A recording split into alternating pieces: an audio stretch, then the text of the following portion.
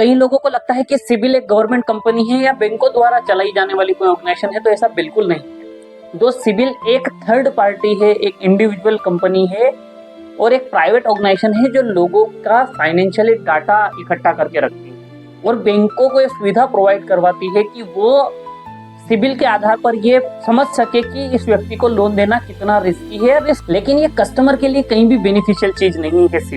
CIBIL अगर मैं CIBIL के फुल फॉर्म की बात करूं तो इसका मतलब होता है क्रेडिट इंफॉर्मेशन ब्यूरो लिमिटेड और अमेरिकी company TransUnion CIBIL limited का हिस्सा है। तो इंडिया के अंदर 2000 में सिबिल की शुरुआत करी गई और ये कहा गया, ये समझाइश दी गई और इस तरीके से इसको प्रमोट किया गया कि ये लोगों का फाइनेंशियली डाटा और उसका रिकॉर्ड इकट्ठा करके रखेगी। अगर आज मैं बात करूं तो सिबिल के पास तकरीबन 60 करोड़ इंडिविजुअल्स का डाटा और 3.2 करोड़ व्यवसायों का क्रेडिट और फाइनेंशियली डाटा आज सिबिल के पास है। मैं आज सिबिल की चर्चा इसलिए कर रहा हूं क्योंकि थोड़े दिन पहले मुझे एक एक्सपीरियंस हुआ जो मुझे लगा कि यार ये कस्टमर के लिए कितना अनफेयर है, कस्टमर को कितना नुकसानदायक है, कस्टमर के बेनिफिट में यहाँ कुछ भी नहीं है। मेरे पिताजी को एक लोन कराना था तो उन्होंने एक होम लोन उन्होंने लिया और एक फाइनेंशियल इंस्टीट्यूशन से लिया क्योंकि उनके पास समय नहीं था। तो उन्होंने कहा बड़ी आसानी से हो जाएगा, कहाँ बैंक के चक्कर काटूंगा। तो एक फाइनेंशियल इंस्टीट्यूशन को जब उन्होंने लोन के लिए अप्लाई करा तो उन्होंने कहा कि यार आपका कोई लोन है जो बकाया है। मेरे पिताजी ने उनसे कहा कि यार आपसे पहले मैंने कभी लोन लिया नहीं है, ये पहली बार ऐसा हो रहा है कि मैं अपनी प्रॉपर्टी के लिए कोई लोन ले रहा हूँ और मेरा कोई लोन नहीं। फाइनेंशियल इंस्टीट्यूशन था इसलिए उसने भी शायद इतना ज्यादा उस चीज पर ध्यान नहीं दिया और मेरे पिताजी को लोन सैंक्शन कर दिया। उनका लोन हो गया, उन्होंने तकरीबन 3 साल तक लगातार उस लोन को टाइम पर पे करा। उसके बाद फिर उन्हें एक प्रॉपर्टी लेना थी तो अब उन्होंने सोचा कि यार रेट ऑफ इंटरेस्ट का कुछ बेनिफिट मिलेगा, मैं इतने साल से 3 साल से टाइम पर लोन भर रहा हूँ, मैं क्यों ना इस बार बैंक से लोन लूं। उन्होंने एक बैंक के अंदर अपना सारा डॉक्यूमेंटेशन सबमिट करा, बैंक ने पूरे प्रक्रिया करी। प्रक्रिया करने के बाद बैंक का फोन आता है और वो कहते हैं कि आपका एक लोन है जो बकाया है।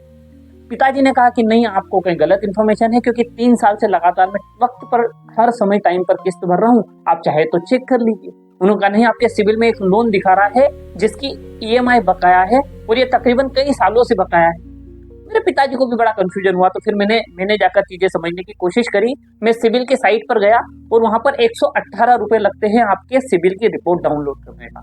मैंने वो रिपोर्ट डाउनलोड करी क्योंकि मुझे उस समय उसकी जरूरत थी।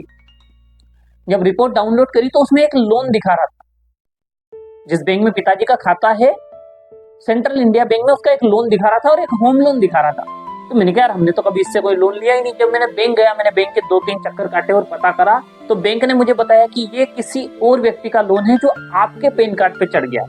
तो ठीक है, कोई इशू नहीं है, आप इसको हटा दीजिए। तो बैंक वाले कहते हैं कि नहीं, इसे हम नहीं हटा सकते। मैंने कहा चढ़ाया किसने? बोले हमने चढ़ाया। तो बोले जब आपने चढ़ाया तो हटाएगा कौन? बोले नहीं, ये सिबिल वाले हटाएंगे। तो भैया सिबिल वाले हटाएंगे तो आप उनसे बोलिए कि वो हटाएं। मैंने कोशिश करी कि यार मैं कहीं ना कहीं ढूंढता हूँ। मैंने एक नंबर निकाला और मैंने उस पर लगाया तो मुझे सामने से रिप्लाई आया कि भैया सिबिल कोई भी कस्टमर केयर सर्विस प्रोवाइड नहीं करवाता या डायरेक्टली आपकी कोई प्रॉब्लम का समाधान नहीं करता। मतलब सिंपल सा उनकी साइट पर रजिस्टर्ड करो, वहां पर पैसा पे करो, तब जाकर आपकी कोई चीजें ठीक होगी। डिस्प्यूट को लेकर साल में एक बार वो फ्री में कोई अपडेशन करते हैं शायद, इसके अलावा मुझे कुछ मिला नहीं। मैंने कई बार साइट पर जाकर कोशिश करी, मैं कुछ नहीं कर पाया। फिर मैं बैंक गया, मैंने बैंक वालों को बोला तो उन्होंने वहां से कुछ करा। करने के बाद मैंने उनसे पूछा कि यार इसमें कितना समय लगेगा? बोले सर 60 दिन के आसपास लग सकते हैं। मैंने कहा 60 दिन तक मैं क्या करूंगा? बोले सर वो ऐसी ही प्रक्रिया है। ये क्या बात हुई? तो मैंने कहा एक काम करो, आप ये लिखित में दे दो मुझे कि भैया ये लोन इनका नहीं है, ये गलती से हमसे चढ़ गया था, ताकि मैं अगली बैंक को शायद उनसे रिक्वेस्ट करूं कि वो मुझे इसके लिए कुछ करे। तो उन्होंने वहां से मुझे लिख के दिया कि भैया ये लोन इनका नहीं था, ये किसी और का लोन गलती से इनके पैन कार्ड पर अपडेट हो गया है। मैं वो लिखा हुआ उस बैंक के पास गया जिस बैंक से मैं लोन करवा रहा था। मैंने उनको कहा कि देखिए ये बोल रहे हैं कि ये गलती से चढ़ा है और बैंक आपको इसके लिए NOC दे रहा है, आप इस बात को ध्यान में रखते हुए मेरा लोन सैंक्शन आज कर दीजिए।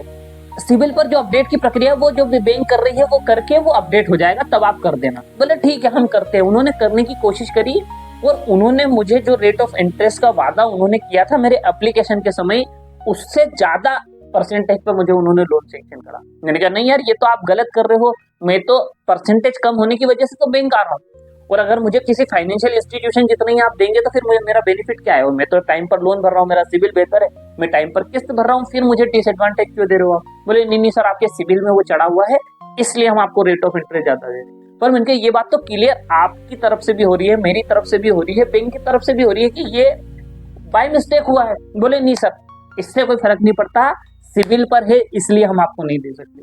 अब एक बात बताइए, इस पूरी की पूरी प्रक्रिया में मैंने आपको ये आप बीती बताई, इस पूरी घटना में कस्टमर का क्या रोल है या कस्टमर की तरफ से क्या गलती है? भाई मेरे पिताजी ने कोई सिविल पे अपडेट नहीं कराया। जब सिविल पे अपडेट आप करते हो तो मेरे पिताजी से परमिशन भी नहीं ली, उसका पैसा भी नहीं लिया आपने, तो आज हटाने के पहले आपको 100 परमिशन और पैसा और टाइम और ये सारी चीजें क्यों चाहिए?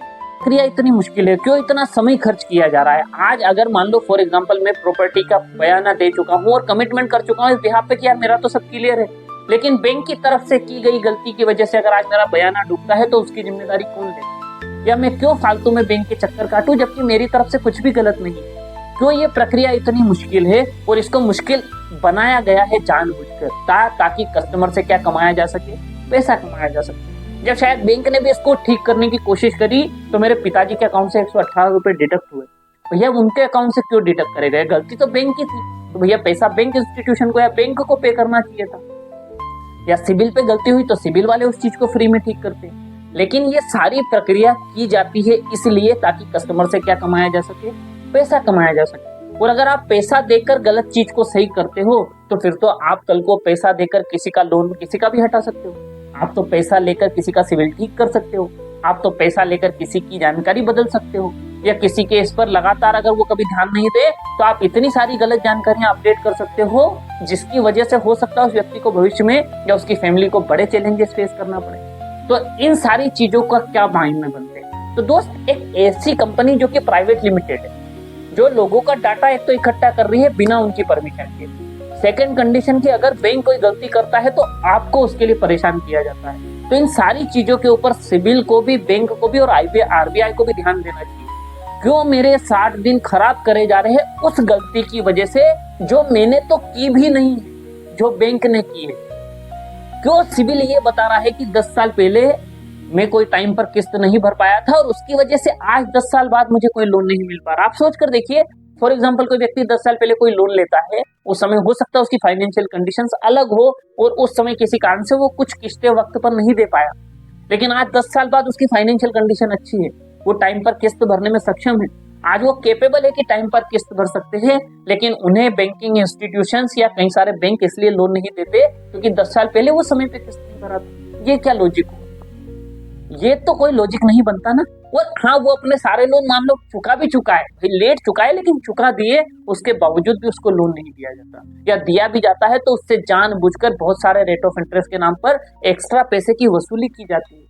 तो इन सारी चीजों पर सुधार कौन करेगा? एक तरफ तो आप कह रहे हैं कि यार हम बिजनेस के लिए लोन फैसिलिटीज बड़ी इजी कर रहे हैं, एक तरफ आप कहते हो कि आप 10 लाख तक का लोन कोलेटरल फ्री देने को तैयार हो, लेकिन सोचकर देखिए मेरे पिताजी को 25 लाख की प्रॉपर्टी के लिए वो सिर्फ 13 लाख रुपए का लोन ले रहे हैं।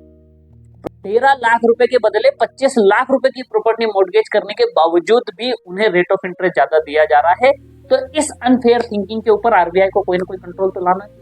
तो दोस्त, ऐसी बहुत सारी नाइंसाफी है जो कस्टमर के साथ होती है। बैंक ऐसे बहुत सारे चार्जेस, बहुत सारी चीजें, बहुत सारी फैसिलिटीज के पैसे आपसे काटता रहता है, जिस फैसिलिटीज का एडवांटेज बैंक को होता है आपको कुछ भी नहीं होता।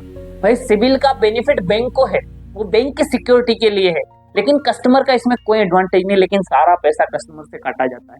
तो ये कुछ चीजें हैं जिन्हें ठीक करने की जरूरत है। और अगर सिविल तक या आरबीआई तक या बैंकिंग सिस्टम तक ये वीडियो पहुंचता है तो मैं उनसे रिक्वेस्ट करूंगा कि इस चीज के ऊपर काम करें और इन चीजों में सुधार लेकर आए।